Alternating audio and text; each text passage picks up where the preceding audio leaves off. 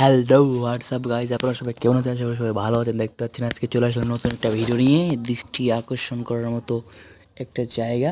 তো বন্ধুরা, এই জায়গাটা কেমন লাগলো আপনারা সবাইকে অবশ্যই কমেন্ট করে জানাবেন আপনারা সবাই।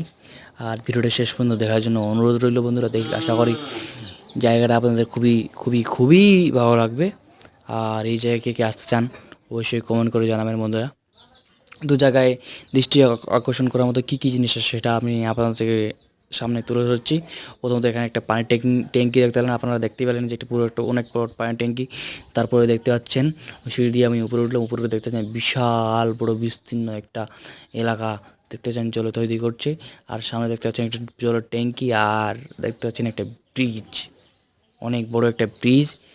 আর দেখতে পাচ্ছেন সামনে একটা ভাটা আছে, পাশে একটা অনেক বড় ভাটা।